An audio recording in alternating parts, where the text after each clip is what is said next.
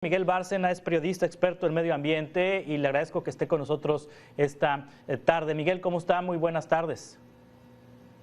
Muy bien, Juan Carlos, muy buenas tardes. Con el gusto de saludarte desde aquí, desde Quintana Roo.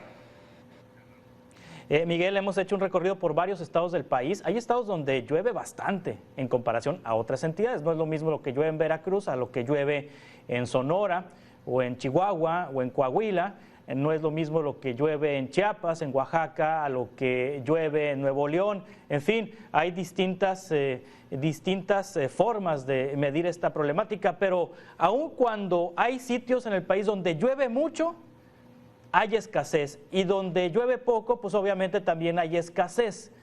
¿Por qué ocurren esos contrastes, estas circunstancias, estas situaciones, Miguel? Bueno, primero habría que ver que los ciclos de lluvia son ciclos que tienen que ver con tres fenómenos básicos: el fenómeno del Niño, el fenómeno de la oscilación del sur y el fenómeno de la Niña, los cuales, dependiendo de la temperatura del océano, afectan también las corrientes marítimas y las corrientes de aire.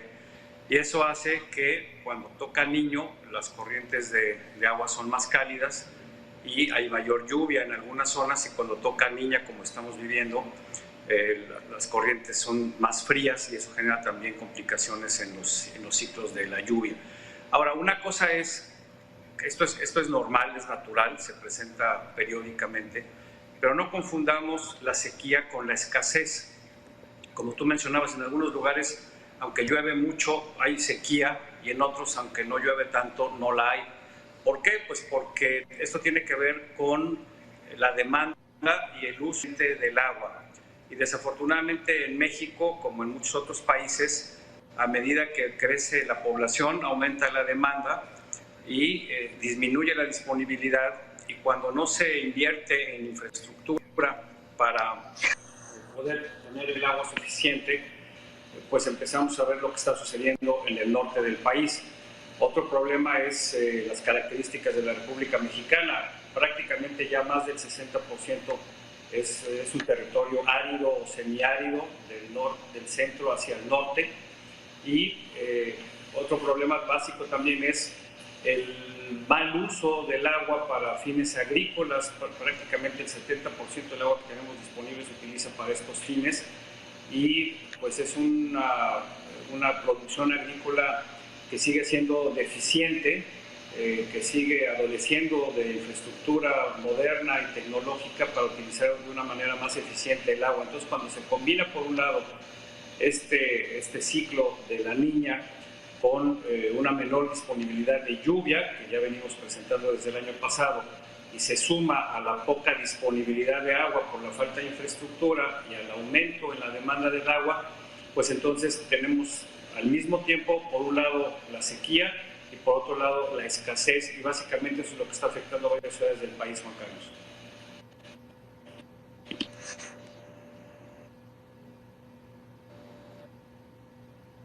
Sí, bueno, pues esto es lo que está platicando pasando con Miguel Bárcena, periodista experto en temas de medio ambiente.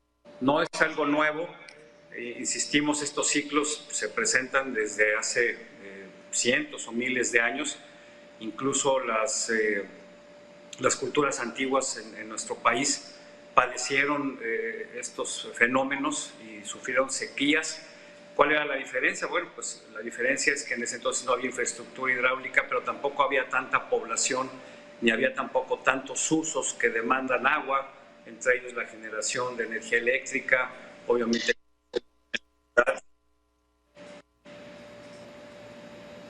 Sí, te escucho. Sí, bueno, tenemos problemas, Miguel, para escucharnos. A ver, creo que al aire sí nos estamos escuchando, pero yo no lo escucho a usted. Miguel, le preguntaba, ¿hay pronóstico? De acuerdo con los pronósticos meteorológicos, se indica que va a haber Niña este próximo verano. Esto significa sequía para algunas zonas del país. ¿Ya se puede estimar desde este momento que va a ser Niña en el Océano Pacífico? Es decir, agua fría que provoca sequía, que provoca que haya pocas precipitaciones, Miguel. Sí, exactamente. Este fenómeno empezó desde el año pasado. Recordemos que el año pasado tuvimos un año seco, con muchos problemas, sobre todo en el centro norte, y de acuerdo a los pronósticos, la Niña va a continuar todo este año, por lo menos hasta el verano. Los ciclos varían en cuanto a tiempo, pero los expertos, la gente que se dedica a esto, consideran que esto podría terminar en este verano, y esperemos que así sea y que las lluvias que deben iniciar a partir de mayo lo hagan, pero por lo pronto pues tenemos todavía que paliar los estragos de la falta de lluvia durante el mes de abril, y pues hemos estado viendo la situación que está viviendo sobre todo en Nuevo León y en otros estados del norte, en donde pues requieren hacer inversiones importantes en infraestructura, pero lo más importante, Juan Carlos, como siempre, es la prevención y es la información para que la gente sepa la importancia del agua, el valor que tiene, que no es lo que cuesta el agua, porque el agua en México prácticamente se regala, y sobre todo que haya campañas de concientización para que la gente utilice el líquido de una manera mucho más racional, de una forma más inteligente. Esta situación de la falta de agua también causa problemas políticos. Miguel Bárcena, ahorita estábamos escuchando cómo el gobernador de Nuevo León aseveraba que se le trasvasaría o se le llevaría agua desde Veracruz a su entidad para poder abastecer a la población del estado de Nuevo León. Esto también me trae a colación cuando hay trasvase entre cuencas distintas que causan conflictos políticos, que causan conflictos. Es digamos que apegado a al medio ambiente, es ecológico, es recomendable el trasvase entre cuencas para abastecer lugares que están secos por parte de lugares que no están tan secos? Pues no lo es, porque cuando tú captas el agua de una región para represarla y después canalizarla hacia otra región, pues estás alterando el ciclo y estás alterando la humedad y estás alterando el medio ambiente de esa región de la cual se está tomando el agua para llevarla a otra zona.